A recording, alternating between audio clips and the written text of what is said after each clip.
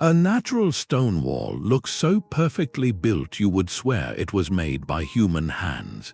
This video explores 25 geological formations that look like artificial structures, revealing how our planet creates its own impossible architecture. You will see landscapes that have inspired ancient myths and modern mysteries, reshaping what you thought was possible in the natural world. How did a volcanic eruption create a staircase of hexagons so precise it seems engineered? Why does a desert hold a giant circular structure visible from space? We will journey from towering stone forests to underground crystal cathedrals, uncovering the powerful geological forces behind each marvel. The line between a natural wonder and a human monument is far thinner than you might think. What does it say about us that we so often see our own creations in the shape of the earth? This instinct to see the familiar in the unfamiliar is deeply wired into our minds. It is called Pareidolia, the psychological phenomenon that makes us see faces in clouds or a man in the moon. It is the very reason a random cliff face can suddenly look like a row of towering pillars, or a pile of boulders can appear as a collapsed temple. Our brains are pattern recognition machines, constantly scanning for meaning, and when we encounter these geological wonders, they often shout back at us with a startling, artificial clarity. For thousands of years, this tendency shaped human history. Early explorers encountering a mountain that resembled a giant's throne or a valley of perfectly spherical stones did not have modern geology to explain them. They saw the work of deities, of ancient giants, or of magnificent civilizations lost to time.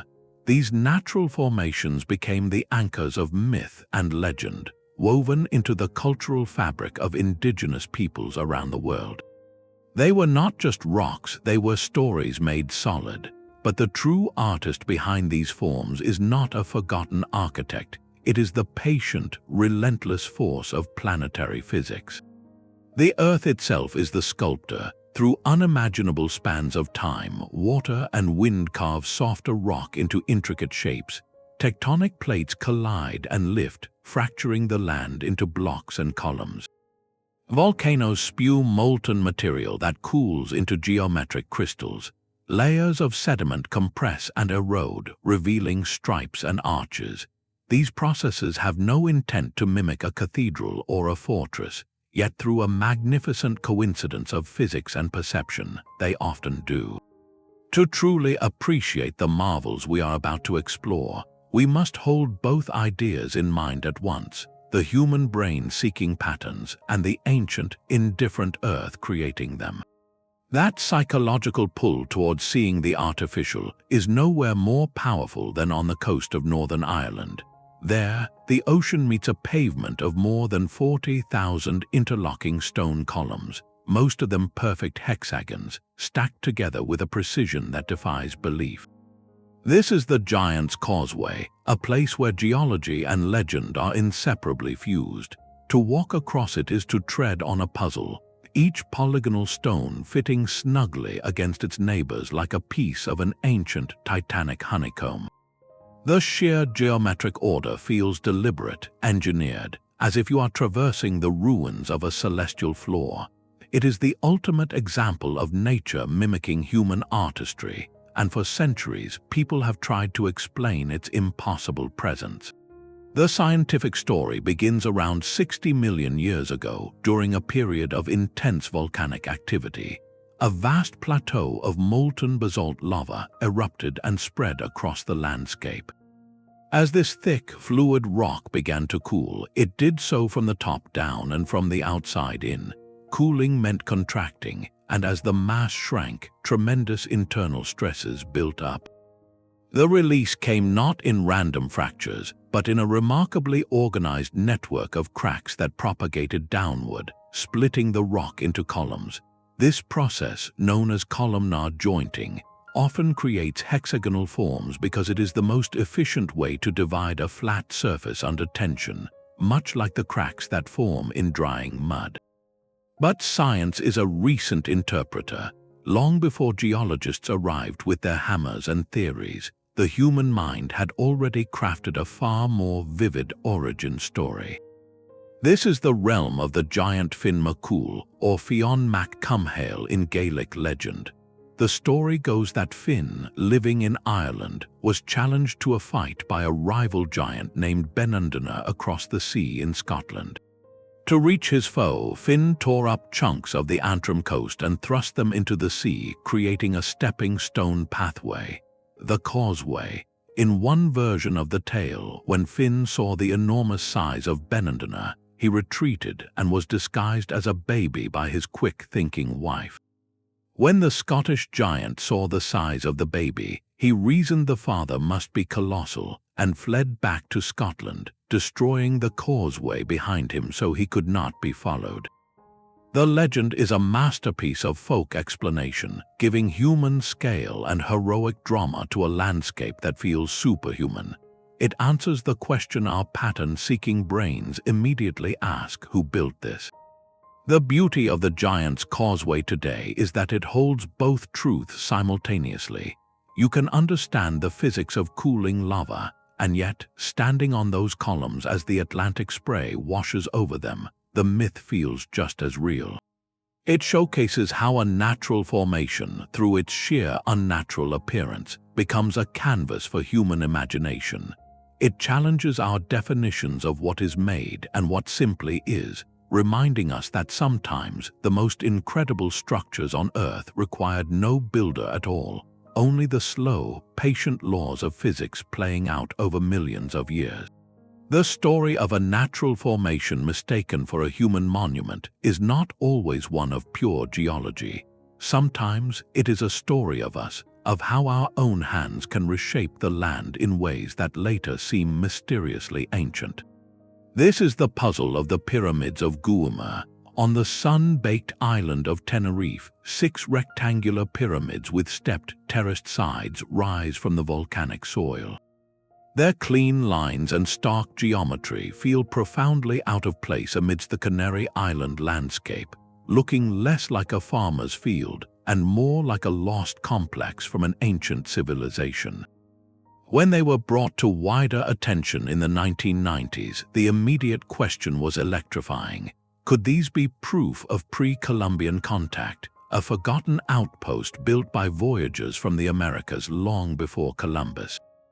The visual echo of Mesoamerican temple platforms was simply too powerful to ignore, suggesting a thread of connection across the Atlantic that rewrote history. The allure of that mystery captured imaginations worldwide, but science and historical records began to tell a different, more grounded story. Detailed archaeological study found no artifacts beneath the structures that dated older than the 19th century. Geological surveys matched the stone to local sources and recent clearing activity. The most widely accepted explanation is that they are lavaderos, agricultural terraces built by local farmers in the 1800s. As they cleared stones from their fields to cultivate cochineal, a valuable dye-producing insect, they simply piled the volcanic rock into neat, stable walls, creating these stepped platforms almost as a byproduct of pragmatic labor. It was a sensible solution to a common farming problem, not a ceremonial blueprint. Yet, just as the mystery seemed solved, a compelling wrinkle emerged. When researchers mapped the orientation of the main pyramid complex, they discovered its long sides were aligned with the summer solstice sunset. On that day, from the platform, you can witness a double sunset where the sun appears to dip behind a mountain peak, emerges briefly in a saddle, and then sets again. This is not a random occurrence. Such a precise alignment requires intentional placement, so we are left with a fascinating hybrid. The structures themselves may be the work of 19th century farmers, but their location and orientation suggest they were built upon a site already holding astronomical significance, perhaps for the indigenous Guanche people of the islands. This blurs the line completely. It means the pyramids are neither purely ancient temples nor purely accidental piles of stone. They are a palimpsest where practical human activity overlapped with and was perhaps guided by much older cultural knowledge of the sky. The Pyramids of Güímar challenge us to move beyond a simple true or false dichotomy. They represent a third category where the form appears artificial and mysteriously aligned because in a way it is, but its purpose was born from daily life rather than grand cosmic design.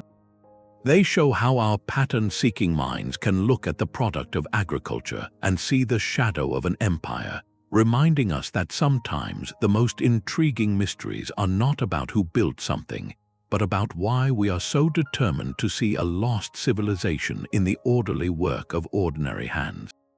From the orderly geometry of a causeway, we journey into a landscape of beautiful chaos. The Bisti de Nazin wilderness in New Mexico is a place that feels less like our planet and more like a dream of another. Here, the ground is a palette of grays, blacks, and dusty reds, and rising from it are forms that defy simple description. Twisted spires of rock lean at impossible angles. Massive, rounded caps of stone balance precariously on slender pedestals, looking like giant stone mushrooms planted by some cosmic gardener. Other formations resemble the crumbling walls and archways of a castle abandoned for 1,000,000 years, or the petrified skeletons of ancient fallen trees. This is not a city, but your mind cannot help but frame it as one, a silent, sprawling metropolis sculpted by the elements. The name itself, from the Navajo language, translates to among the adobe formations, a testament to how long people have tried to name this indescribable place. To walk through Bisti is to experience a profound and unsettling quiet, broken only by the wind, a silence that amplifies the feeling that you are an archaeologist on an alien world, sifting through ruins where no civilization ever lived. The true story of this place begins not in a desert but in a swamp some 70 million years ago.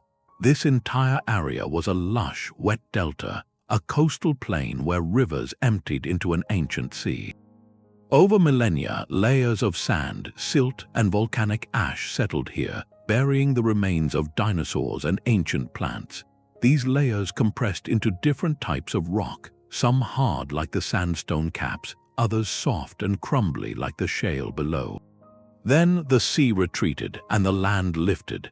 The patient artists of erosion went to work. Wind and occasional flash floods began scouring the landscape, but they did not wear it down evenly. The softer shale eroded much faster than the resistant sandstone. This process, called differential erosion, is the master sculptor. It acts like a cosmic etcher, carefully removing the soft material and leaving the hard stone behind. A hard caprock protects the column beneath it from rain, while the surrounding, softer material washes away, creating those iconic hoodoos with protective hats. Where the rock layers are tilted or fractured, the erosion follows those weaknesses, producing leaning towers and surreal, warped shapes. The result is this breathtaking gallery of natural architecture, each form a unique record of a relentless, multi-million-year process.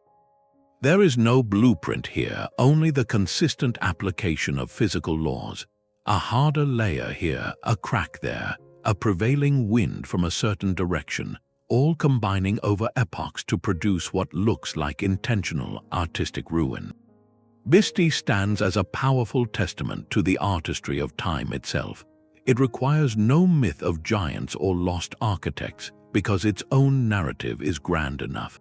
It shows us that complexity and beauty that mimic our own creations can arise from the simplest, most indifferent forces if we just give them enough time. It challenges the viewer to see the landscape not as a static picture, but as a moment in an unimaginably slow dance of creation and decay, a dance where the ruins are built as they are being destroyed. The transition from a desert of silent stone to a forest of stone is a journey from one kind of wonder to another. In China's Yunnan province, the Shilin stone forest presents a spectacle so dense and intricate it feels like walking through the petrified skyline of a sunken metropolis. Grey limestone pillars, sharp as blades and taller than a 10-story building, rise in countless numbers from the earth, forming a silent, sprawling labyrinth. Narrow pathways wind between them, where sunlight filters down in slivers and the air is cool and still. This is not a place that merely suggests architecture. It embodies an entire cityscape, complete with alleys, plazas, and towering spires, all carved not by human hands but by the most patient sculptor of all, acidic water. The story of this stone city begins not on land but under a vast, ancient sea. Over 270 million years ago, in the Permian period, this region was a warm, shallow ocean. For millions of years, the skeletons of countless marine creatures, along with other calcium-rich sediments, settled on the seabed, layer upon layer, compressing into a massive thickness of limestone. Then tectonic forces slowly, powerfully, lifted this entire limestone plateau above the waves. Exposed to the atmosphere, the real artistry began. Rainwater, which is naturally slightly acidic because it absorbs carbon dioxide from the air, seeped into the rock. This weak carbonic acid began to slowly dissolve the limestone, a process called chemical weathering. But the rock was not uniform, it was crisscrossed with vertical cracks and joints. The acidic water preferentially seeped into these cracks, widening them over millennia into deep, narrow fissures. The solid blocks of limestone left between the widening gaps became the towering pillars we see today. This entire process, the dissolution of soluble rock like limestone by water, is known as karstification, and Shilin is one of its most dramatic masterpieces on Earth. Yet, as with all these formations, the human experience of this place was never purely geological. For the Sani people, an ethnic subgroup of the Yi who have lived in this region for generations, the stone forest is a sacred landscape imbued with profound meaning. Their most beloved legend tells of Ashima, a beautiful, clever, and kind-hearted girl. In the story, Ashima is prevented from marrying her true love and in her struggle becomes trapped by a flood. She calls out for help, and to save her from drowning, the deities transform her into a stone statue, forever standing within the forest. To this day, the Sani point to specific formations as Ashima herself, eternally watching over the land. During their traditional torch festival, they gather here for celebrations, singing and dancing, their songs often recounting her story. This intertwining is what makes Shilin so powerful. The scientific narrative explains the how, a slow chemical dance between rock and rainwater over eons. The cultural narrative explains the why, giving emotional and spiritual resonance to the landscape, answering the human need for story and connection. One sees a textbook example of karst topography, the other sees the frozen form of a beloved ancestor. The stone forest teaches us that the most awe-inspiring places on Earth are never just physical phenomena. They are also vessels for human memory and meaning, proving that the lines between geology and mythology, between a rock and a monument, are beautifully and permanently blurred. Rising from the Great Plains with a suddenness that stops the heart, the Devil's Tower is a geological declaration. It does not emerge from a mountain range, it stands alone, a stark, 867-foot-tall sentinel of rock against the endless sky. Its flat top and deeply fluted sides, made up of hundreds of massive vertical columns, give it the uncanny appearance of a petrified giant's tree stump or the weathered core of a fortress built for gods. This is not a landscape that blends in, it is a landmark that commands, and for thousands of years it has commanded reverence. Long before it was known by its English name, this place was called Moto Tupila, or Bear Lodge, by the Lakota and other Plains tribes. To them, it was never just a rock, it was a sacred site, a place of prayer, vision quests, and profound cultural narratives. One of the most enduring stories tells of 7 sisters and their brother who were playing when the boy suddenly transformed into a giant bear and chased his sisters. The Great Spirit, hearing their prayers, caused the rock to rise from the earth, lifting the sisters to safety. The bear, in a furious attempt to reach them, clawed great vertical grooves into the sides of the tower, creating the columns we see today. The sisters were then placed in the sky as the star cluster known as the Pleiades. This story is not merely a fable. It is a sophisticated explanation woven into the stars themselves, connecting the earthly monument to the celestial dome, embedding the formation into a living cosmology. Geologically, the tower's origin is a story of hidden fire. It is not the remains of a classic volcano's cone, but something arguably more fascinating, an igneous intrusion.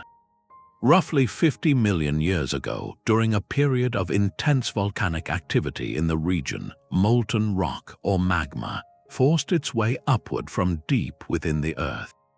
This magma did not break the surface to create a lava flow. Instead, it intruded between layers of existing sedimentary rock, pooling and cooling slowly underground. This slow cooling allowed the magma to crystallize into a very hard rock called phonolite porphyry. Over millions of years, the softer sedimentary rock that once surrounded and buried this hardened plug was completely worn away by erosion, leaving the far more resistant tower standing in solitary relief. The magnificent columns themselves are a masterpiece of physics. As that massive plug of magma cooled, it contracted. This contraction set up immense internal stresses, causing the rock to crack in a remarkably organized hexagonal pattern, fracturing from the top down and the outside in, much like the giant's Causeway. This process of columnar jointing gave the tower its signature grooved, almost assembled look. The sheer verticality and symmetry of these columns are what make the formation appear so unnaturally architectural, as if it were assembled from countless stone pillars rather than cracked from a single, cooling mass. The Devil's Tower, then, exists at a powerful crossroads. It is a scientific marvel, a textbook example of intrusion and erosion that geologists study. It is also a permanent, sacred being in the spiritual landscape of indigenous peoples, a place where ceremony and tradition continue to this day. And to the wider world, it became an icon of speculative mystery, its otherworldly form fueling imaginations and even featuring in tales of close encounters. This monolith demonstrates perhaps more clearly than any other formation how a single geological object can wear many masks. It is a lesson in perspective, showing that what we see is never just the rock itself, but the layers of meaning, story, and wonder we project upon it. The tower asks us a silent question. Are we looking at a fortress, a lodge, a relic, or simply a beautiful, ancient stone? The answer, wonderfully, can be all of the above. Hidden within the stark borderlands of Arizona and Utah lies a secret so fluid it seems to defy the very nature of stone. This is the wave, a sweeping canvas of sandstone where the desert floor has been sculpted into a masterpiece of liquid curves and swirling color. To stand within its bowls and corridors is to feel as though you have stepped into a moment of turbulent motion frozen solid, a petrified sea of orange, pink, and yellow. The smooth, undulating walls rise and fall in rhythmic, sensuous waves, their surfaces so flawlessly polished they feel like marble carved by a divine hand. The patterns are hypnotic, flowing lines that converge and diverge in a harmony so perfect it screams of intentional design. It is a place where geology becomes pure art, and the boundary between a landscape and a sculpture completely dissolves. This breathtaking spectacle began not with water, but with wind, nearly 190 million years ago during the Jurassic period. Back then, this was a vast desert, a sea of sand rivaling the modern Sahara. Towering dunes shaped by ancient winds migrated across the landscape. Over eons, these dunes were buried under newer layers of sediment, and the immense weight compressed the sand grains together. Minerals like iron and manganese, dissolved in groundwater, seeped through the buried sand, acting as a natural glue. They cemented the grains into solid rock, a type of sandstone known as the Navajo Formation. But the magic is in the preservation of the dune's internal structure. As wind blows sand up the gentle slope of a dune and over its crest, the grains tumble down the steeper slip face, creating thin, inclined layers. This process, repeated countless times, creates a signature internal pattern called cross-bedding. The wave is essentially a colossal cross-section cut through these petrified Jurassic dunes. What we see today are those exquisite curved layers laid bare. The vibrant bands of color tell a further story of chemistry and time. The rich reds and oranges come from iron oxide, essentially rust staining the rock. The yellows and whites indicate areas where those minerals were bleached away by the flow of ancient groundwater. The final artist was erosion. As the Colorado Plateau uplifted, wind and water stripped away the overlying rock, not with a violent crash but with a patient, sandblasting whisper. They meticulously scoured the surface, following the softer layers between the harder cemented ones, revealing the swirling architecture within. The result is a landscape that feels impossibly curated. Its beauty is so fragile that visitation is managed through a strict lottery system, with only a handful of permits issued each day. This is not just bureaucratic red tape, it is a necessary guardianship. The soft sandstone can be permanently scarred by a single misplaced footstep, and the oils from human skin can alter the delicate coloration. This restriction adds to its aura, making a journey there feel like a pilgrimage to a sacred, hidden gallery. The wave ultimately challenges our deepest assumptions about randomness and order. We look at its flowing lines and see the hand of a painter or a sculptor. But it is the hand of time, painting with mineral oxides and sculpting with grains of sand carried on Jurassic winds. It shows us that what we perceive as artistic intention can be the magnificent, accumulated signature of mundane processes operating across spans of time we can scarcely fathom. In this silent desert chamber, we are not looking at a representation of motion. We are looking at motion itself, transformed into stone.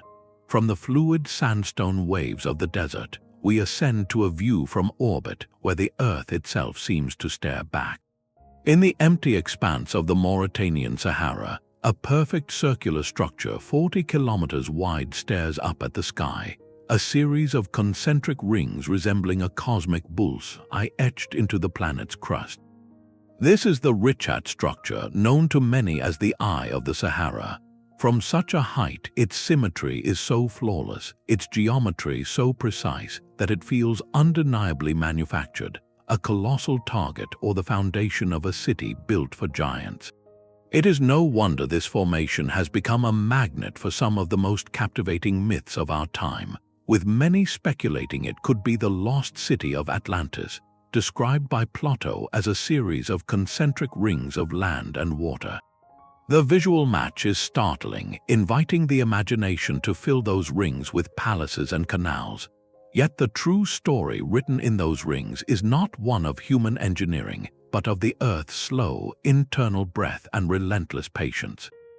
For decades, even scientists were puzzled, first theorizing it was a massive impact crater from an ancient asteroid. But detailed study revealed no telltale signs of such a violent event, like shocked quartz or a central peak. Instead, the Richat Structure revealed itself as something equally dramatic, a geologic dome. Imagine a giant, gentle bubble of rock pushed up from deep within the Earth by molten magma, like a slow blister forming on the planet's crust. This uplift, which began over 100 million years ago, exposed a layered cake of different rock types, some hard like quartzite, others soft like sedimentary layers. Then erosion went to work as the dome began to wear down.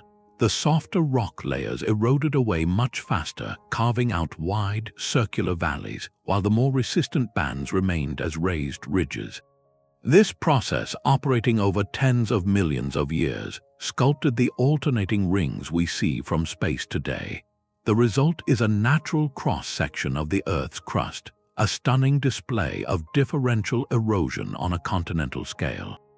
The Richat structure, therefore, stands as a monumental lesson in scale and perception. What looks from space like a designed artifact is, from the ground, a vast and rugged landscape of rocky escarpments and sand-filled basins, beautiful but clearly natural.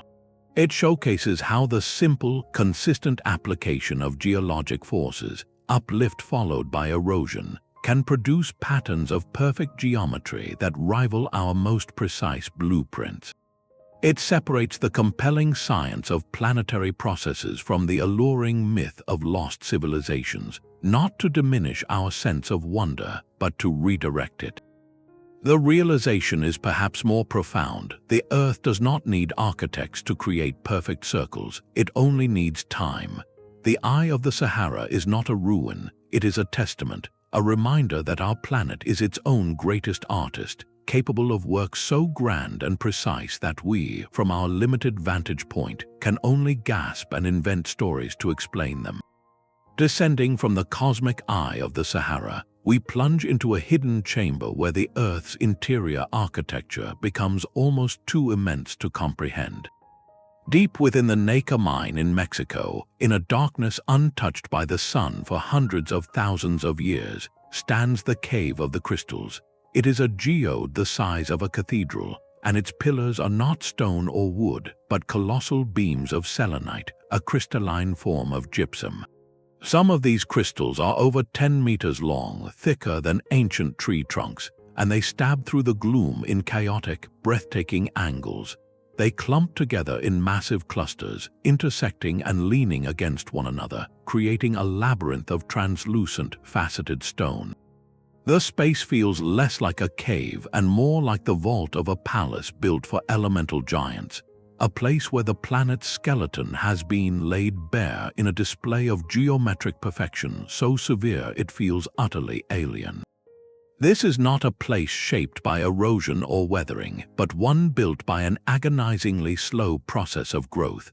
For 500,000 years, this chamber was filled with scorching, mineral-rich water, heated by a pocket of magma not far below. The conditions were perfectly stable and perfectly extreme. The water was saturated with calcium sulfate, the building blocks of selenite. In that still, hot bath, molecules of the mineral had all the time in the world to migrate and attach themselves in perfect alignment, adding layer upon infinitesimal layer. The result is these monstrous crystals, the largest natural crystals ever found on Earth. Their size is a direct product of time and undisturbed stability, a recipe our own hurried world can scarcely imagine. The cave's environment is as lethal as it is beautiful. The magma chamber that cooked the crystals for millennia still keeps the cave at a relentless 58 degrees Celsius, with humidity hovering near 100%. For an unprotected human, these are fatal conditions. The super-saturated air immediately condenses in the lungs, and the heat leads to swift heat stroke. Explorers and scientists can only enter for brief periods wearing special cooling suits, making every visit a dangerous expedition into a hostile, otherworldly gallery. This inaccessibility adds to the cave's profound mystery. It is a masterpiece never meant for human eyes. The Cave of the Crystals forces us to redefine scale. We are accustomed to crystals as small, delicate things held in the palm. Here, the same orderly atomic structure that creates a tiny quartz point on a necklace has been given the space and time to manifest on a monolithic scale. It demonstrates that the same physical laws that govern a snowflake also govern these subterranean giants. The only difference is the duration and consistency of their application. This hidden chamber presents a humbling truth. Some of the Earth's most stunning constructions are not on the surface for us to admire, but grow in silent, impossible darkness, following a blueprint written in chemistry and patience.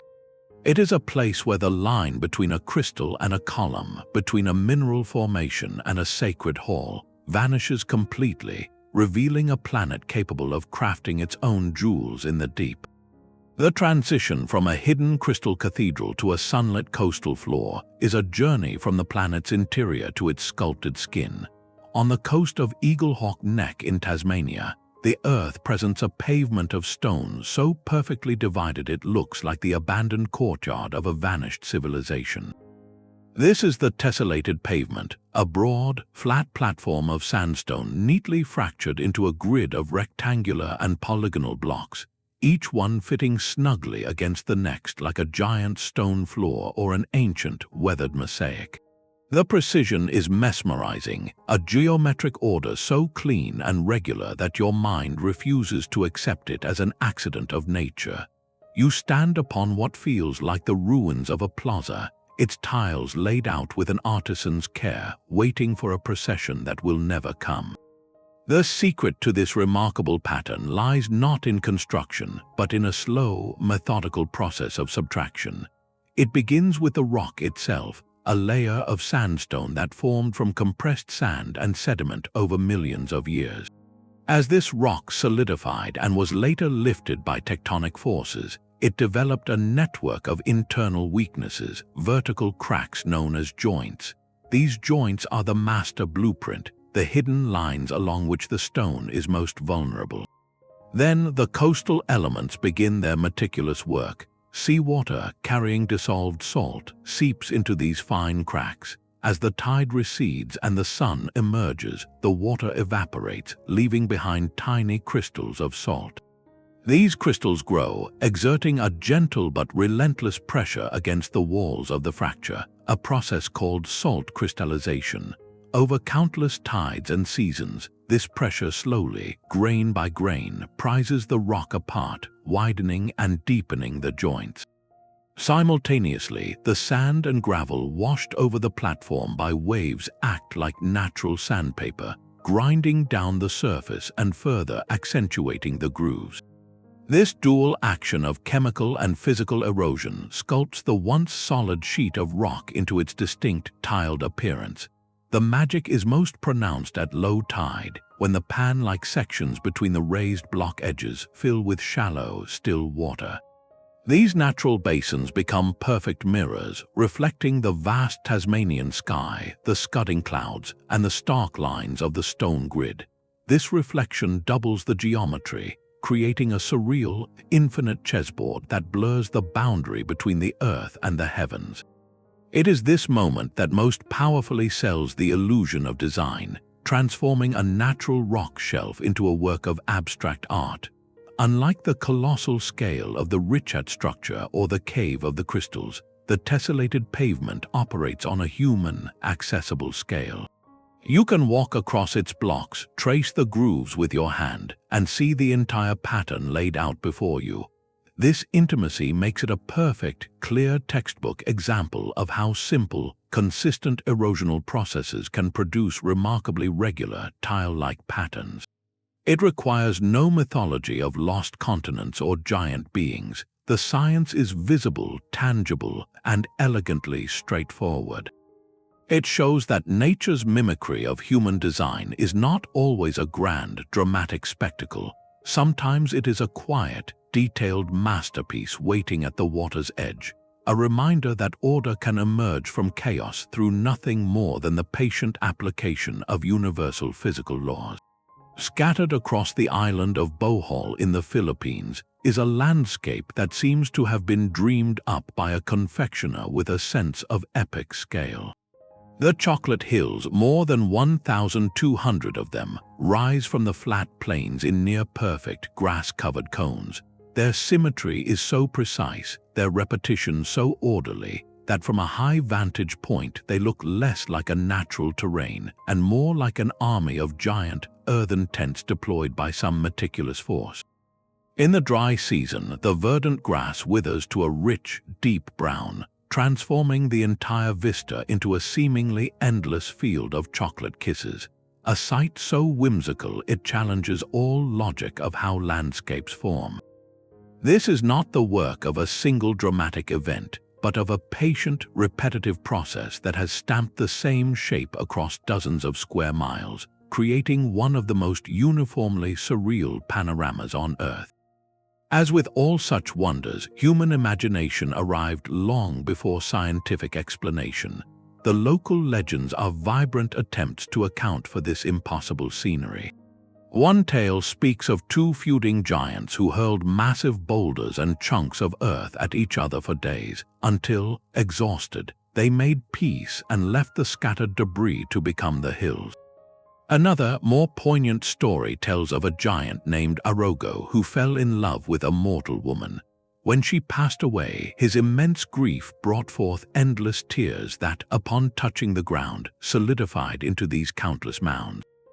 These stories are beautiful because they match the scale of the phenomenon with the scale of emotion, attributing the hills to acts of colossal passion or conflict. They answer the visceral question the landscape poses: how could something so vast and uniform simply happen? Geology offers a different, but no less fascinating, narrative of uplift and dissolution. Millions of years ago, this region was submerged under a shallow sea. Over immense periods, the skeletons of countless marine organisms, primarily corals and shellfish, accumulated on the seabed, building up thick layers of limestone. Then, tectonic forces slowly pushed this entire limestone platform above the waves. Exposed to the atmosphere, the work of water began. Rain, slightly acidic from absorbing carbon dioxide, percolated through the rock, slowly dissolving the limestone along fractures and weaknesses. This process, the same karstification that created the stone forest, works here in a uniquely consistent way. The limestone layer was remarkably uniform in its composition and was fractured by a regular grid of joints. As water drained evenly through this grid, it eroded the rock at a consistent rate from all sides, sculpting not sharp towers but gentle, rounded cones. The grass and vegetation that took root on the hills then protected the summits from further erosion, while the plains between the hills continued to wear down, accentuating their separation. The result is this breathtaking army of near-identical forms. The Chocolate Hills demonstrate a powerful geological principle that consistency in process and material leads to consistency in form. When the same conditions, the same type of rock, and the same erosional forces are applied uniformly across a vast area, the result is not chaotic variety, but a pattern of stunning regularity. It is the difference between an artist making a single sculpture and a stamp making 1,000 perfect impressions. The hills are that stamp, pressed into the landscape by the relentless, patient hand of water and time. They show us that nature's most convincing mimicry of human design often comes not from a single, bizarre accident, but from the simple, repeated application of a rule. It is a landscape that feels planned because, in a very real sense, it was, not by a conscious mind, but by the unwavering logic of chemistry and physics operating across millennia. In the land of fire and ice, water falls over a wall of stone pipes.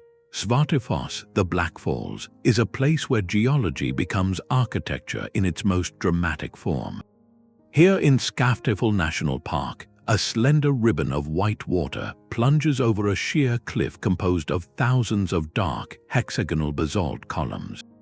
They hang together with a precision that feels assembled, like the pipes of a colossal church organ or the fluted facade of a Gothic cathedral carved from the earth itself.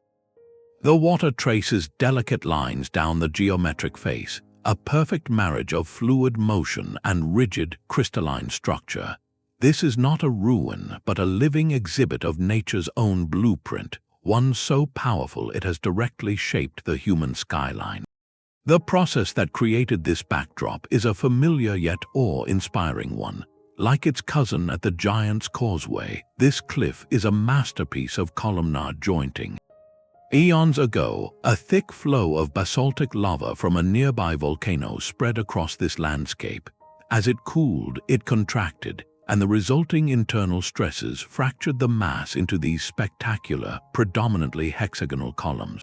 The slower the cooling, the larger the columns can grow, and here they achieved a scale and uniformity that feels intentionally artistic. The columns hang vertically because they formed perpendicular to the cooling surface of the lava flow, creating this stunning, ready-made facade for the waterfall to adorn. But the story of Svartifoss does not end with its geological birth. Its true cultural power lies in how it leapt from the canyon wall into the human imagination, specifically that of the architect Gudjon Samuelsson. In the 1930s, tasked with designing a landmark church for Reykjavik, Samuelsson looked to his country's own dramatic landscapes for inspiration. The striking geometric forms of Svartifoss and other basalt column formations provided the foundational idea. The result is Hallgrímskirkja, whose towering concrete steeple is a direct, stylized translation of those basalt columns, stepping upwards towards the sky in a series of fluted, widening facets. This is not a vague homage, it is a clear case of geological form being reimagined as structural art. The church stands as a permanent testament to the idea that our most inspired human creations are often echoes of the natural world. This connection beautifully blurs the line we so often try to draw between the built environment and the wild one.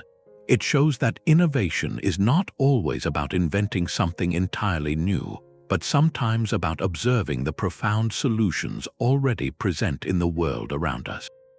The Earth, through processes of incredible heat and slow fracture, designed a structure of immense strength and striking beauty. An architect saw that inherent strength and beauty and translated it into a place of community and contemplation. At Svartifoss, we witness the moment of inspiration where falling water meets the frozen music of stone, and that music is later heard in the heart of a city. It reminds us that nature is the original architect, and our greatest works are often just a conversation with the landscapes we call home. The shoreline of Cocoa Beach holds a collection of secrets that have rolled out of the cliffs.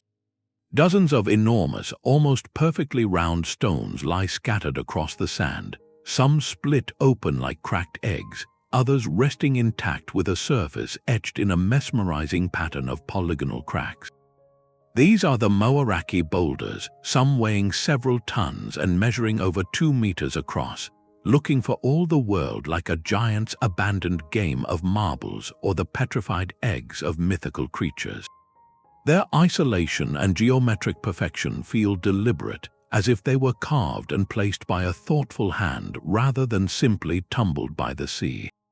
The scientific explanation is a story of patient growth in the deep. These are not ordinary rocks shaped by rolling in a river, but concretions. They formed on the ancient seafloor some 60 million years ago, during a time when this part of New Zealand was submerged. As fine mud and sediment settled, minerals like calcite began to precipitate from the seawater, slowly cementing the particles together. This process started around a central nucleus, perhaps a fossilized shell or a piece of bone, and grew outward in all directions at a remarkably consistent rate, layer upon layer, over millions of years. This radial growth is what gave them their stunning spherical shape. The distinctive cracked turtle shell pattern on their surface came later, as the concretions dried out and shrank slightly after being lifted from their muddy tomb, causing the outer layer to fracture in a network of septaria, or mineral-filled cracks. Erosion of the surrounding softer cliffs and sandstone then revealed these hardened spheres, letting them tumble onto the beach where the waves now polish them. Yet as the boulders emerged, so did stories to explain their impossible presence. In Maori tradition, they are known as Te Kaihanaki, and their origin is woven into the epic journey of the ancestral canoe Araturu. Legend tells that this great vessel was wrecked upon the coast nearby, and its cargo of gourds, calabashes, and sweet potato baskets was washed ashore, transforming into the stones we see today. This narrative does more than just explain a geological oddity. It connects the landscape directly to the voyage of ancestors, embedding these objects into the living history of the people. Each boulder becomes a relic of that foundational journey, a tangible link to the past that gives cultural meaning to a natural form. The Moeraki Boulders thus occupy a beautiful middle ground. Geologically, they are magnificent examples of a slow chemical process where minerals in water can, given enough time, build perfect spheres from formless mud. Culturally, they are vessels of memory and identity, physical anchors for a story of arrival and resilience. Their power lies in that duality. They are both concrete scientific phenomena and profound cultural symbols. They challenge the viewer to see not just a curious rock, but a narrative, reminding us that the most captivating objects in nature are those that invite both analysis and awe, allowing us to understand how they formed while still feeling the mystery of why they are here. The stark white sentinels of Egypt's white desert rise from the golden sands as if misplaced from a polar dream. In the vast, silent expanse of the Farafra Depression, the earth has carved a gallery of impossible sculptures from pure chalk rock. Here, you walk among towering formations that resemble giant mushrooms with slender stems and broad, overhanging caps. Other shapes evoke melting icebergs, crouching sphinxes, or herds of petrified mythical beasts, all glowing with an ethereal whiteness under the relentless sun. This landscape feels less like our world and more like the surface of a distant, mineral-rich moon, a place where the very concept of a desert is rewritten into something alien and serene. This breathtaking spectacle is the work of an ancient sea and a patient, abrasive artist, the wind. Millions of years ago, this entire region lay beneath a warm, shallow ocean. Over immense spans of time, the microscopic skeletons of countless marine organisms, primarily plankton, settled on the seabed, accumulating into thick layers of soft, white limestone and chalk. When the sea eventually retreated, these layers were exposed as a vast, blank canvas.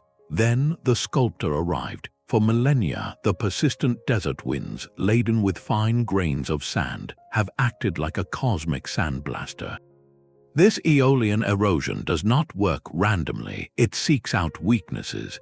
The lower sections of these chalk formations, often more vulnerable to ground-level moisture and abrasive storms, erode faster than the more resistant capped tops. This process, known as differential erosion, meticulously whittles away the softer material, undercutting the bases and leaving the harder caps balanced precariously atop slender pillars. The result is this forest of surreal hoodoos and arches, each one a unique monument to the persistent, directional force of the wind. The stark, almost blinding white color of the rock is not just an aesthetic detail, it is a key to the story. This pristine hue comes from the pure calcite composition of the chalk, the compressed remains of those ancient sea creatures. It reflects the sunlight with an intense brilliance, creating a stark, beautiful contrast against the tawny desert floor and the deep blue of the sky. This contrast heightens the dreamlike, sculptural quality, making every curve and crevice stand out in dramatic relief. It feels curated, as if each formation was placed deliberately for maximum visual impact. The White Desert offers perhaps the clearest, most accessible case study in how geology becomes art. There is no complex chemistry or volcanic mystery here, just the simple, relentless application of a soft abrasive on a soft rock over an almost unimaginable timescale. It demonstrates that when the material is uniform and the force is consistent, the results can be forms of startling recognizability. Our brains, ever seeking patterns, look at a weathered chalk pillar and instantly see a mushroom, a monolith, or a watching creature. The landscape plays with our perception, inviting us to project meaning onto shapes that were formed by the most indifferent of processes.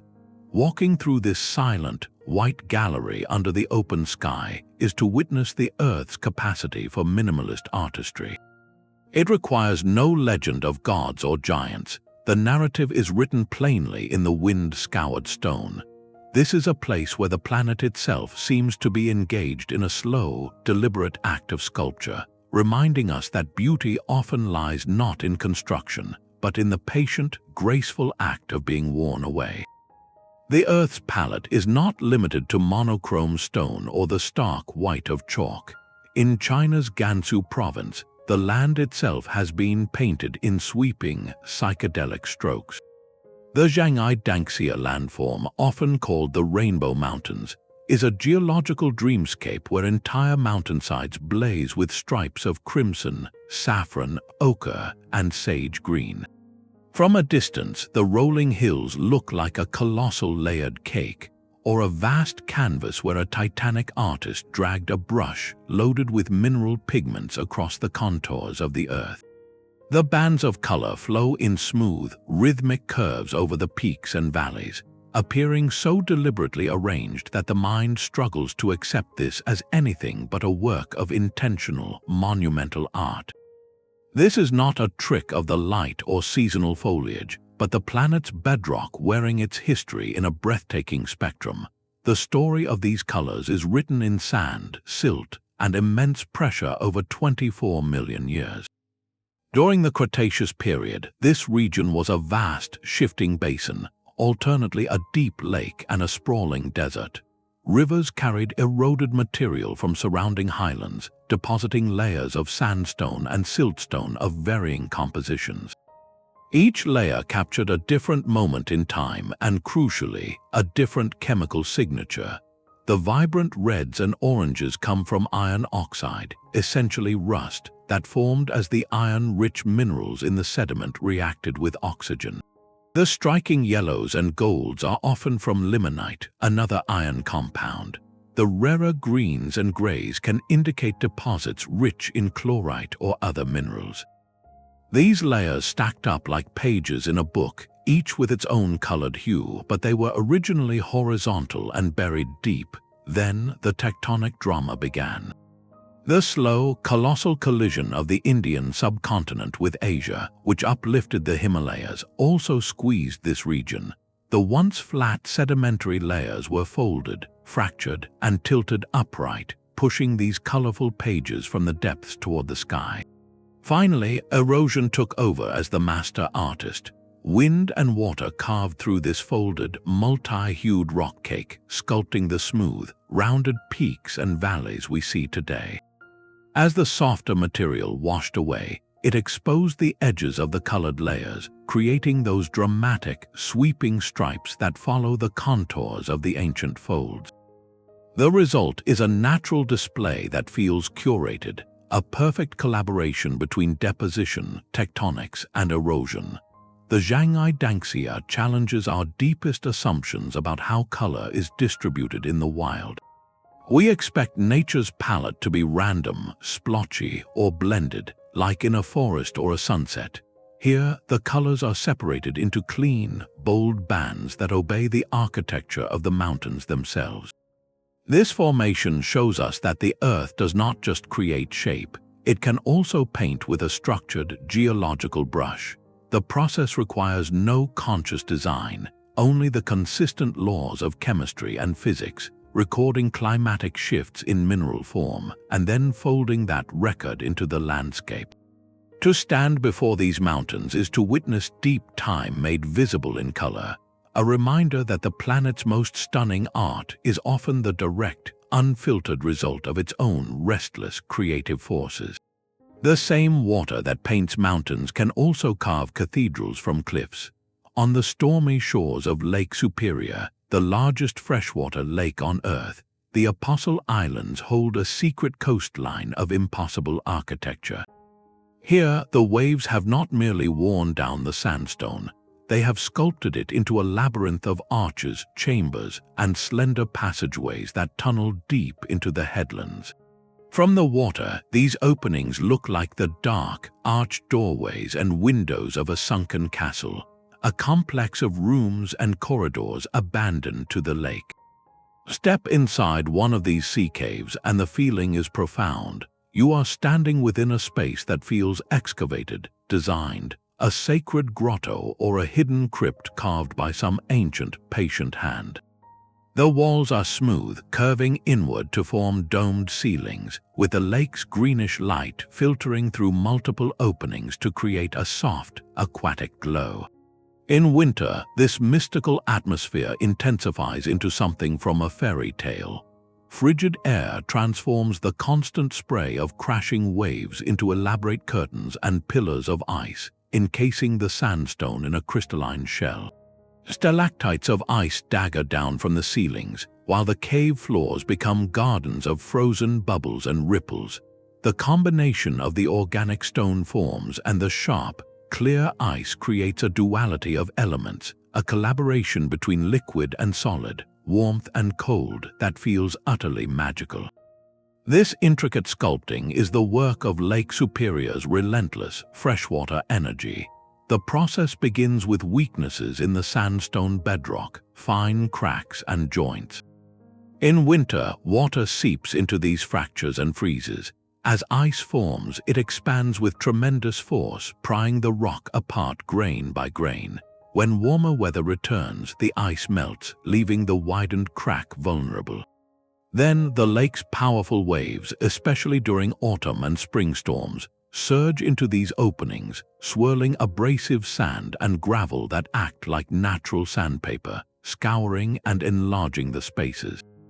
This cycle of freeze-thaw and wave action, repeated over thousands of years, patiently hollows out the cliffs.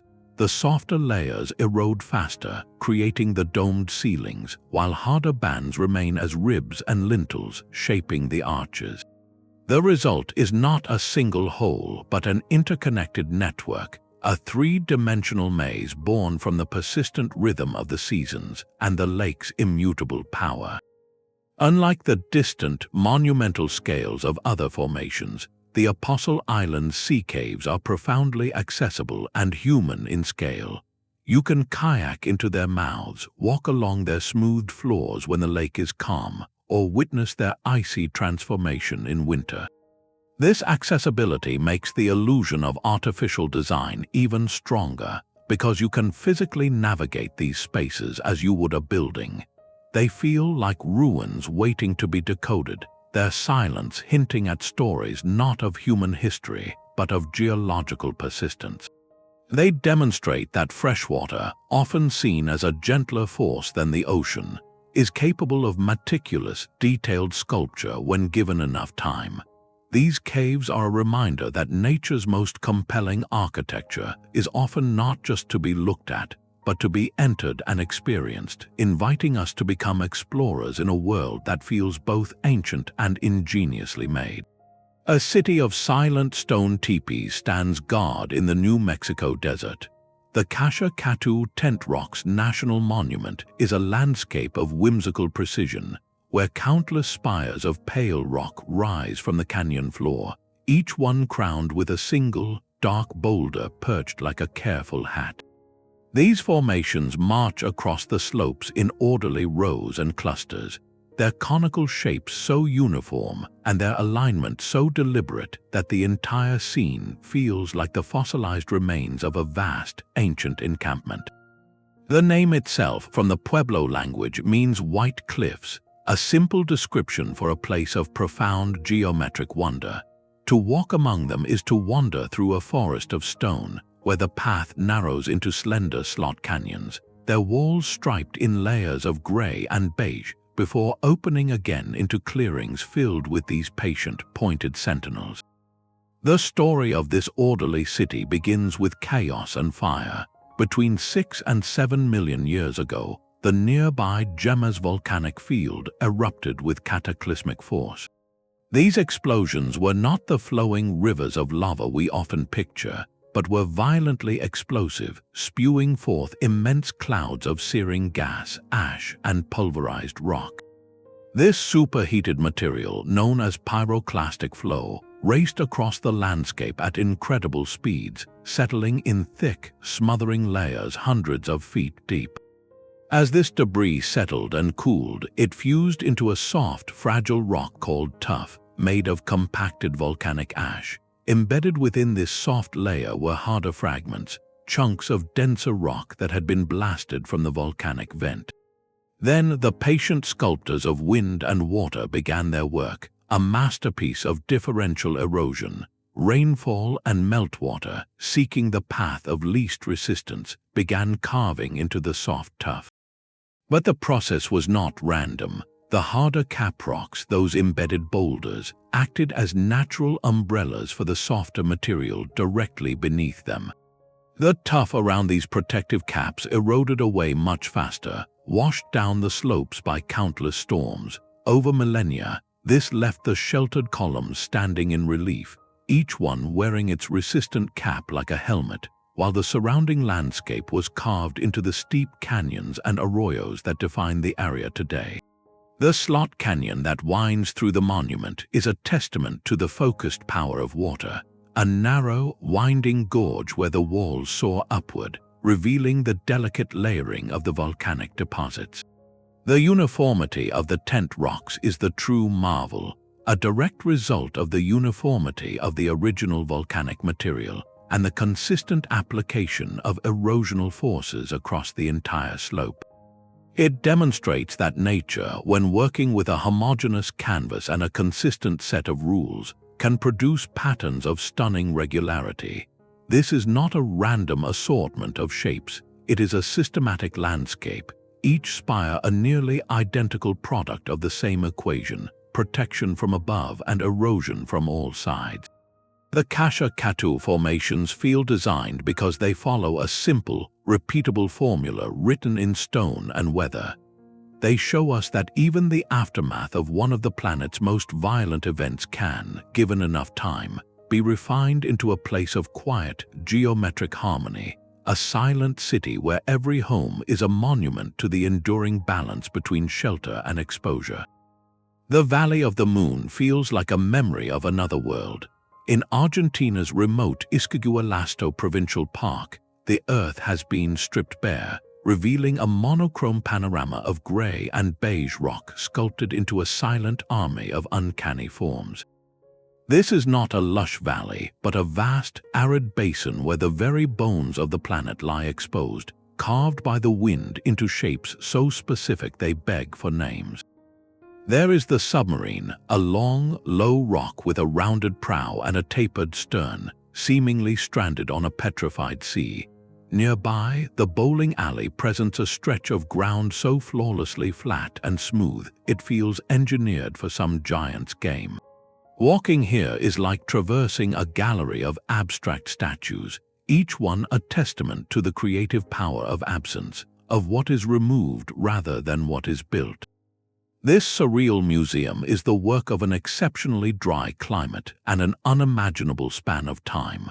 The valley is a treasure chest of Triassic-era geology, a layer cake of sediment deposited over 230 million years ago. In that distant age, this was not a desert but a lush floodplain, home to some of the earliest dinosaurs and other prehistoric life. Their remains settled into the mud and sand, which over eons compressed into layers of sandstone and mudstone. Then the climate shifted and the water vanished. What remained was a soft, vulnerable canvas. In this arid environment, the primary artist is the wind, a constant, patient force that lifts fine grains of sand and uses them as a natural sandblaster. Occasional, fierce rainstorms provide bursts of hydraulic carving, but it is the unceasing wind that does the meticulous work, scouring the softer material and leaving the more resistant rock as isolated sentinels. This process, operating with few interruptions for millions of years, has produced this collection of lonely, precise figures. The lifeless, rocky terrain and the stark, almost unnatural shapes are what fuel its famous nickname and its haunting atmosphere.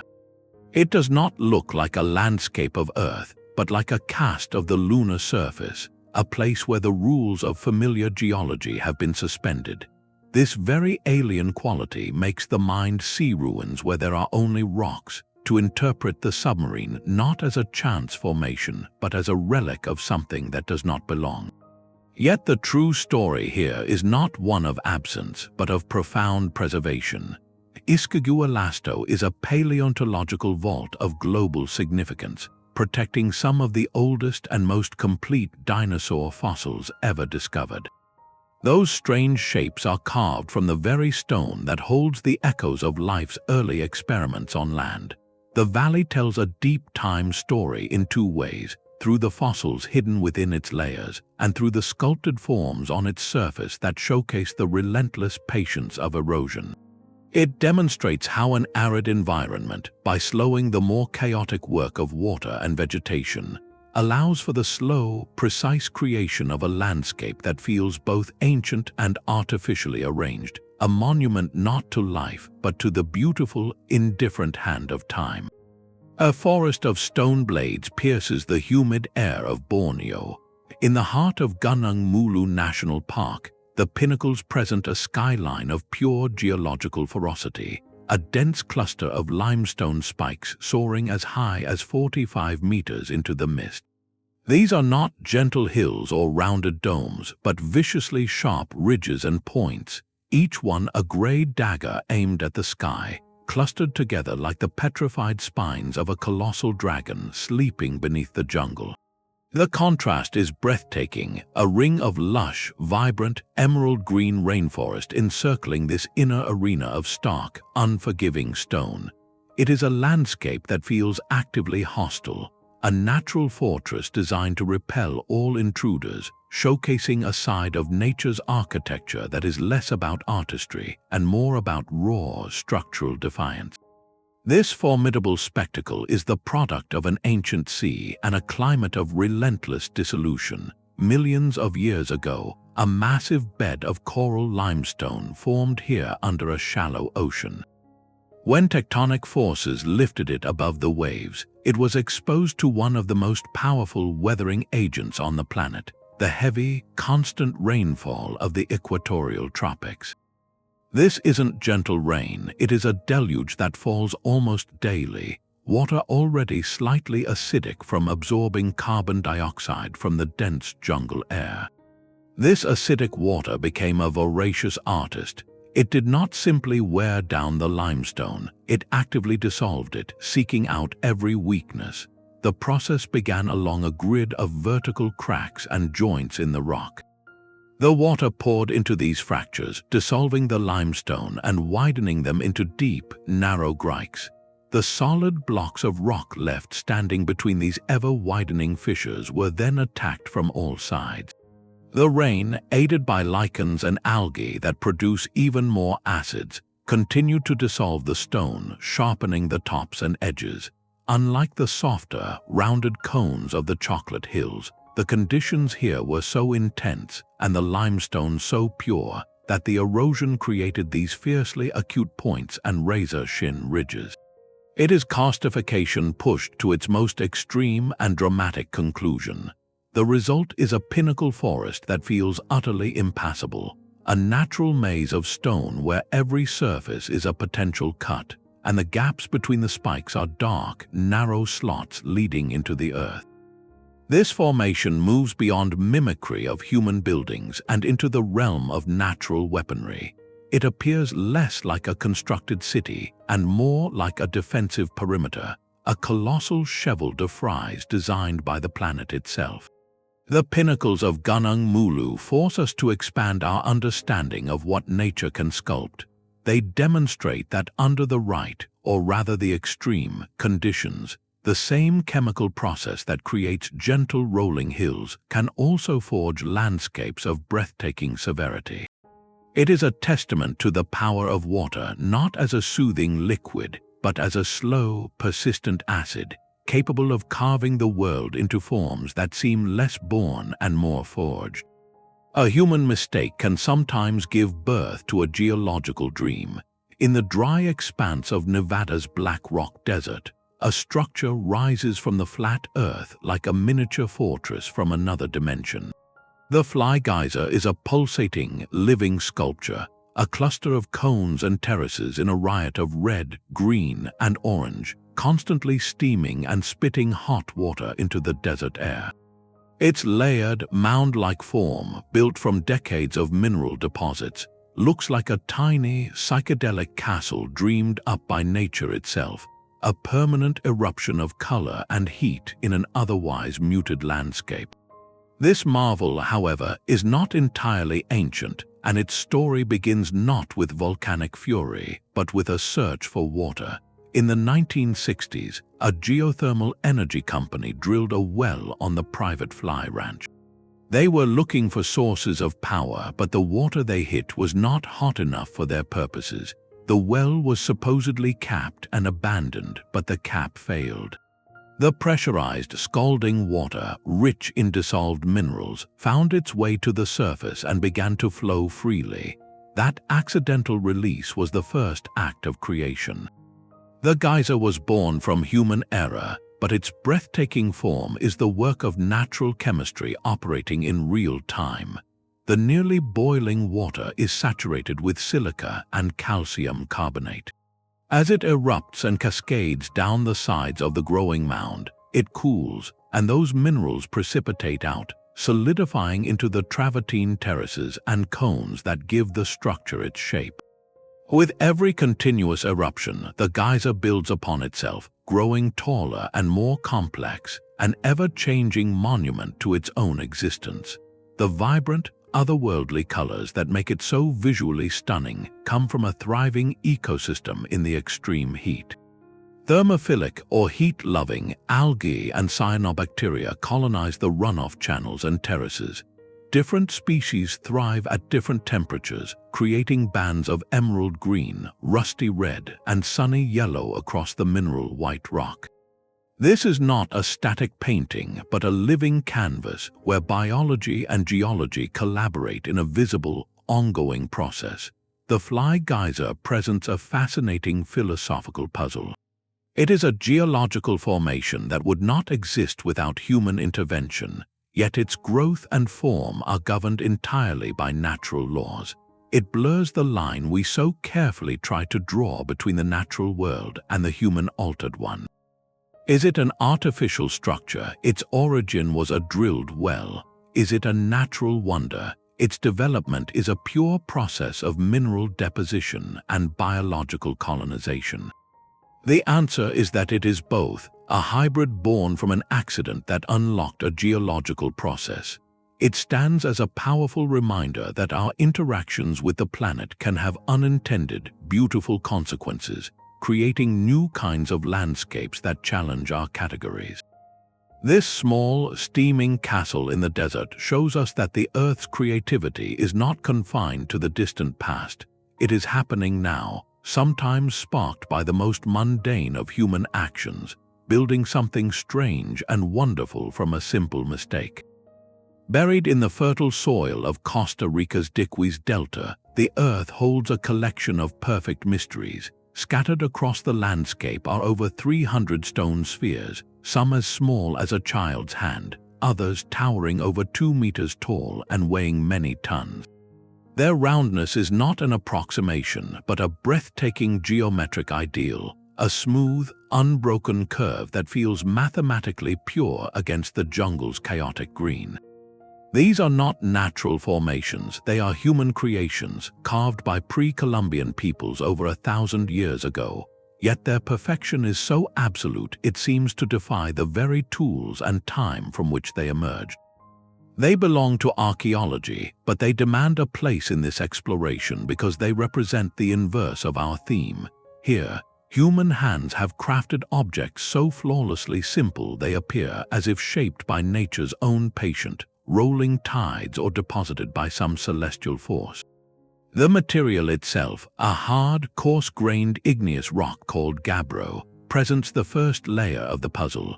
Shaping this stubborn stone into a rough ball would be a formidable task, but achieving a near-flawless sphere required something far beyond brute force. The makers likely used a combination of techniques, perhaps heating the stone with fire and then cooling it rapidly with water to fracture off large pieces, before moving to the meticulous stages of pecking, grinding, and polishing with other stones or sand. The process would have been agonizingly slow, a testament to immense dedication, communal effort, and a profound shared vision. But for what purpose? This is the silent heart of the mystery. The spheres have been found in arrangements, sometimes in lines or geometric patterns, often near the remains of important structures. Some researchers suggest they were status symbols, markers of power and authority for chieftains. Others propose astronomical alignments, with their placements mapping stars or solar events. Local legends speak of them being gifts from the gods or weapons of titanic beings. Their original meaning is lost, their context disrupted by decades of being moved, rolled, and even dynamited by later settlers unaware of their significance. This displacement deepens the enigma, turning each sphere into an isolated artifact of a forgotten language of stone. Their power lies in that silent, perfect form. In a world of irregularity, a perfect sphere is an abstraction, an idea made solid. To look at one is to feel a cognitive dissonance, the knowledge that human hands made this clashes with the sheer improbability of its form. It prompts us to reconsider the capacities of ancient cultures, not as primitive but as possessing sophisticated, perhaps even ritualized, understandings of geometry, balance, and patience that we are only now beginning to appreciate. The spheres stand as a bridge between the human and the natural, between art and artifact. They show that our impulse to create order is itself a natural force, and that sometimes the most astonishing structures are not those that mimic nature, but those that, through sheer human will, achieve a purity that makes them seem born of the earth itself. The concept of a lost world is not always a fantasy, sometimes it is a geography. In the heart of the Venezuelan rainforest, the land suddenly erupts into the sky, not as a jagged mountain peak, but as a colossal, flat-topped fortress of stone.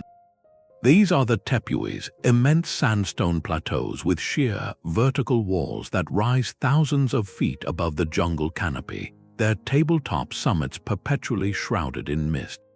They are not just mountains, they are islands in the sky, geological fortresses that have been isolated from the world below for tens of millions of years. Their most famous example, Mount Roraima, looks less like a natural formation and more like an impossible mesa, a landing platform for titans or the foundation of a city built in the clouds. The sheer scale and geometric perfection of its cliffs feel like the work of a cosmic architect, a deliberate act of separation between the world above and the world below. The story of these monoliths is a narrative of staggering age and patient subtraction. The Tepuis are not young upstarts, they are ancient survivors, remnants of a sandstone plateau that once covered this entire region over 2 billion years ago. This plateau formed from the sediments of an ancient sea, layer upon layer of sand compressed into rock. Then, over hundreds of millions of years, the forces of erosion began their slow work. Wind and water meticulously carved away the surrounding sandstone, but the Tepuis, composed of a harder, more resistant layer of quartzite, endured. They were left as the last standing fragments of that primordial landscape, like the final pillars of a ruined temple after the walls have crumbled away. Their isolation is not just visual, it is ecological. Because their summits have been separated from the forest floor for so long, they have become arcs of evolution. Each Tepui is a world unto itself, hosting unique ecosystems filled with plant and animal species found nowhere else on Earth. Stunted, carnivorous plants, black frogs, and ancient, endemic reptiles thrive in this cool, moist, and nutrient-poor environment. This reality of a truly lost world, teeming with strange life, is what captured the imagination of Sir Arthur Conan Doyle, inspiring his classic adventure novel. The Tepuis present the ultimate fusion of geological form and human myth. Their appearance is so architecturally severe that it demands a story of gods, giants, or ancient civilizations. Yet the truth is a grander, slower epic, a testament to the Earth's ability to create fortresses not through construction, but through the patient, billion-year-long process of everything else being worn away. They stand as the ultimate monuments to endurance, showing how a landscape can dominate both the physical horizon and the limitless horizon of human imagination. The illusion of a frozen ocean wave can be found far from any shore. In the sun-scorched wheatbelt of Western Australia, a single granite cliff rises from the flat land, curving over itself in a perfect 15-meter-high crest of solid stone. This is wave rock, a monolith that appears captured in the very moment before it crashes, its lip curling over a hollowed-out basin below. The smooth, concave face sweeps upward in a breathtaking arc, and its surface is painted with dramatic vertical stripes of gray, red, and ochre, as if mineral-rich rain has traced countless tears down its face. It is a solitary, monumental sculpture of arrested motion, a place where the land itself seems to have remembered the shape of the sea. This incredible form is not the work of ancient oceans, but of water working in secret. The story begins over 2.5 billion years ago, with the formation of a massive granite outcrop deep underground. For eons, acidic groundwater percolated down through the soil above, seeping into the granite along its natural vertical fractures. This chemical weathering slowly, invisibly, ate away at the rock from below, rotting the granite and washing the softer minerals away. This process created a deep, curved cavity beneath the surface layer, shaping the wave's dramatic overhang while the land above remained intact. Then, erosion stripped away the overlying soil and softer rock, revealing the sculpted granite face that had been waiting in the darkness. The shape is known as a flared slope, a specific signature of this two-stage process of subsurface decay followed by exposure. The vibrant stripes that give the wave such a vivid, artistic quality are mineral stains, primarily iron and carbonates, deposited by rainwater running down the rock face over millennia, adding the final brushstrokes to this natural masterpiece. For the Aboriginal peoples of the region, particularly the Baladong Noongar, this place is woven into a living cultural landscape known as Kata-Kitch. The rock and the nearby rock hole are part of a dreaming trail, a narrative of ancestral beings that shaped the land and laid down the laws for life.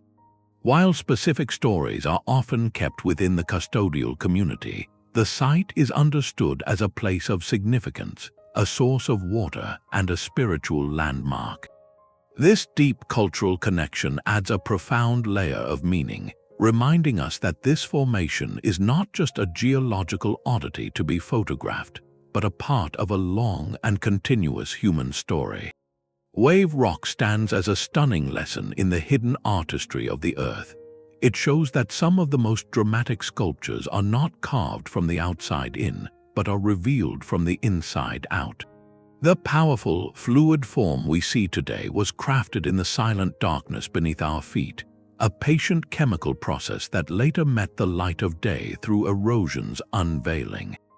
It challenges our perception of solidity and motion, proving that stone can remember a curve as gracefully as water, and that nature's most convincing illusions are often its most patiently crafted truths. Deep within the cold, clear waters of Patagonia, a submerged masterpiece glows with an ethereal light. The marble caves of Chile Chico are not carved from darkness, but from luminous stone, where solid marble has been dissolved into a labyrinth of smooth arches, fluted columns, and intimate caverns that hover at the edge of Lake General Carrera. The water here is not a separate element, it is the gallery's curator, its turquoise and sapphire hues reflecting and amplifying the swirling patterns on the cave walls until the very boundary between rock and liquid vanishes. To glide through in a small boat is to navigate the inside of a colossal, polished geode, a place where the hard edges of geology have been softened into curves that feel touched by an artist's hand. This is not a cave of shadows, but one of radiant, aqueous color, where every surface seems to have been buffed to a satin sheen for 6,000 years. The material itself is the first clue to this beauty, a metamorphic rock known as Carrara marble, the same prized stone used by Renaissance sculptors.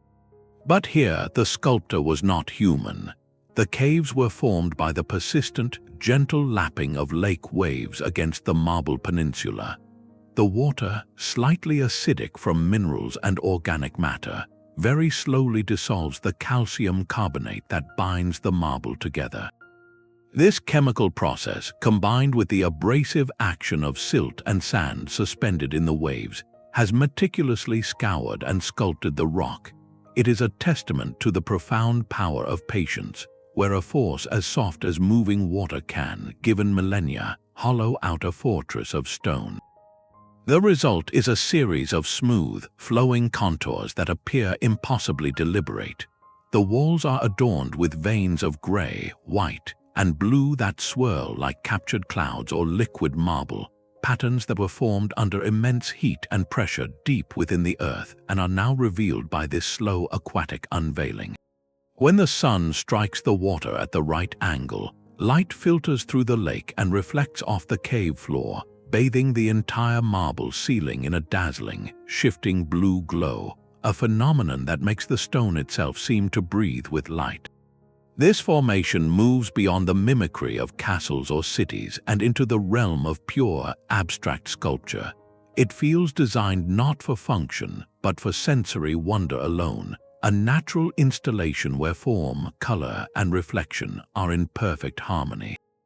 The marble caves emphasize a different facet of nature's artistry, one focused on elegance and aesthetic refinement.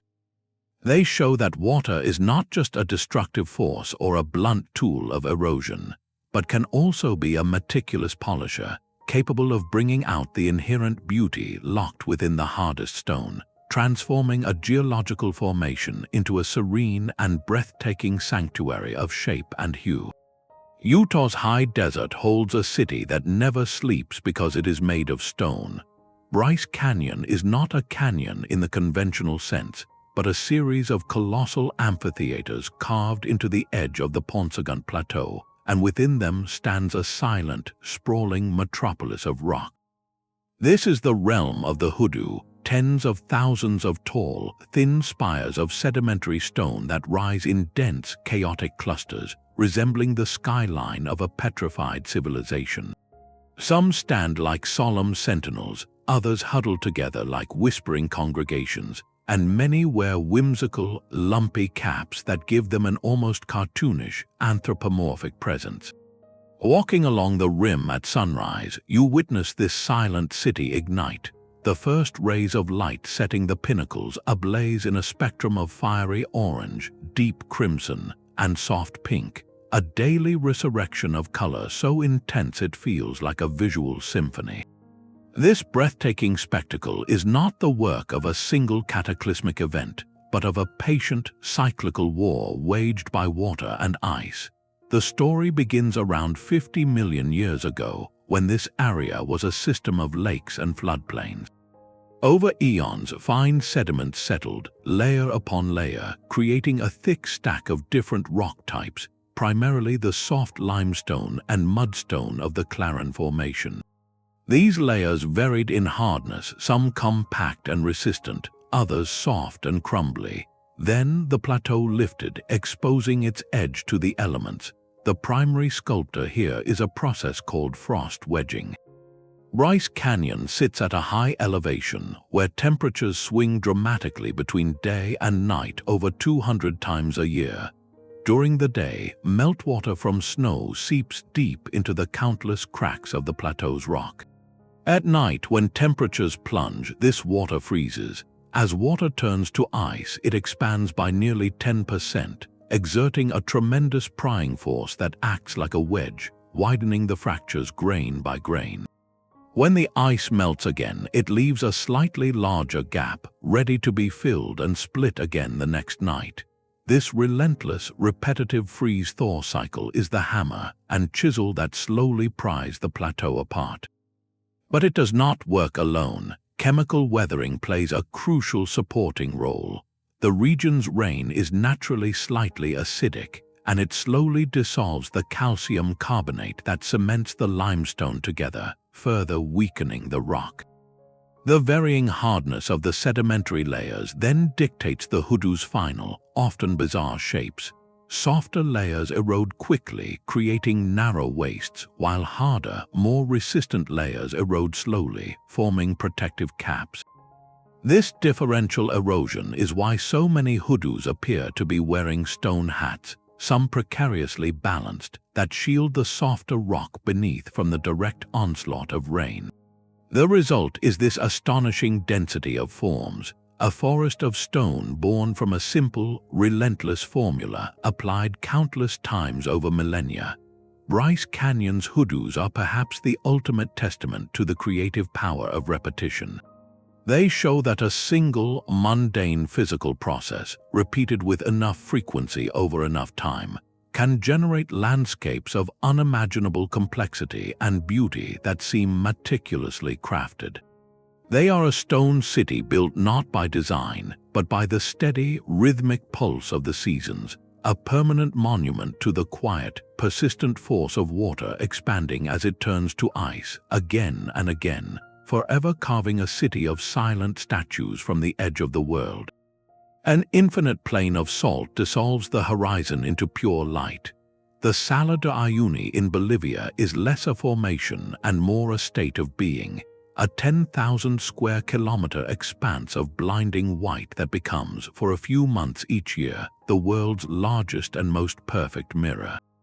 When a thin layer of rainwater covers its surface, the solid earth vanishes. The sky and clouds meet their own reflection with such flawless precision that the boundary between up and down, ground and heaven, ceases to exist. Walking across it is an act of faith, a step into a void where your own feet seem to hover in an endless blue and white dreamscape. This is not a structure built from rock, but from absence and reflection, a natural feature that engineers the ultimate optical illusion, crafting an experience of sublime infinity that feels meticulously designed for awe. This impossible place began with the slow evaporation of giant prehistoric lakes. Tens of thousands of years ago, this entire area was covered by Lake Minchin and later Lake Torca, vast inland seas. As the climate shifted and became more arid, these lakes gradually dried up, leaving behind a thick crust of salt and minerals, primarily common table salt or sodium chloride, but also rich in lithium, a valuable modern resource. The crust is remarkably uniform, often between 1 and 3 meters thick, and beneath it lies a reservoir of salty brine. The flatness is what defies belief. Over such a colossal area, the elevation varies by less than a single meter. This extreme geometric perfection is not an accident, but a product of the way the water evaporated, leaving a level mineral sheet as smooth as a pane of glass. This very flatness has drawn the attention of scientists far beyond geology, because the salt flat presents such a vast, uniform, and highly reflective surface. It serves as an ideal calibration tool for Earth observation satellites orbiting high above. Instruments can be pointed at Uyuni, and the consistent reflection helps scientists fine-tune their measurements, using this natural mirror to better see our planet. It is a profound collaboration where one of Earth's most surreal landscapes helps us perfect our view of the entire world from space. To stand on the Salar is to experience perception itself being rewritten. The sheer scale of the emptiness combined with the mirror effect creates a profound sensory disorientation. Without a horizon, distance becomes meaningless. A distant island appears to float in the sky. A car driving across the plain seems to glide through the clouds.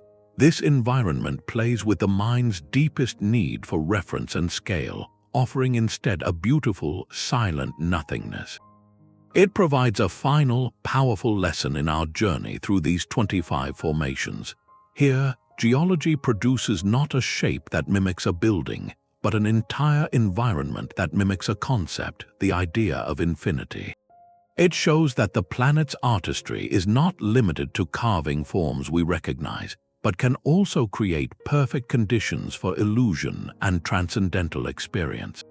The Salar de Uyuni requires no myth of lost cities or giant builders. Its impact is immediate and philosophical. It is a place where the earth holds up a mirror to the sky, and in doing so, holds up a mirror to our own perception, asking us to consider where the natural world ends and the realm of pure wonder begins. We have walked across causeways of cooled fire and gazed upon deserts of frozen waves. We have looked down from orbit at a perfect circular eye and peered into caves where crystals grow into pillars. This journey across 25 geological marvels has been a testament to a single, profound truth. Our planet is its own most patient and ingenious architect. Each formation, from the hexagonal precision of a basalt column to the swirling, painterly bands of a rainbow mountain, reveals a world that operates on a logic of sublime patience, where the simplest forces applied across millions of years yield complexity that mirrors our own grandest designs. These are not coincidences but conversations, a silent dialogue between the indifferent processes of physics and the human mind's relentless search for pattern and meaning. We see castles, cathedrals, and cities because our own creativity is, in the end, a reflection of the natural world that shaped us. The initial spark of mystery, the feeling that these places must be artificial, is the very gateway to a deeper understanding. Learning that a towering stone forest is the work of acidic rain, or that a field of perfect spheres grew from mineral-rich water, does not diminish the wonder. It transforms it. The mystery evolves from who built this to how could such beauty arise from such simple, relentless rules. The science behind these formations unveils a narrative far more epic than any myth, a story of continental collisions, ancient seas, volcanic fury, and the slow, whispering work of wind and water. It is a history written in stone, color, and form, a dynamic biography of our living Earth. This exploration invites a shift in perspective, not just about distant landscapes, but about the ground beneath our own feet. It encourages us to look closer at the local cliff, the curious boulder, the layered rock in a creek bed, and to question its story. What forces shaped it? What ancient environments does it preserve? The line between what is built and what is born is beautifully thin, and recognizing that blur is a gift of deeper sight. It connects us to the immense scales of time and the powerful, creative forces that are still shaping our world in this very moment. If this journey through Earth's deceptive artistry has captivated your imagination, consider joining us for more explorations into history's greatest puzzles and natural wonders. We would love to hear which formation reshaped your sense of the possible, so share your thoughts in the comments below. Wherever you are, remember to look at the world with a questioning eye, for the greatest mysteries are often hiding in plain sight, patiently waiting in the stone.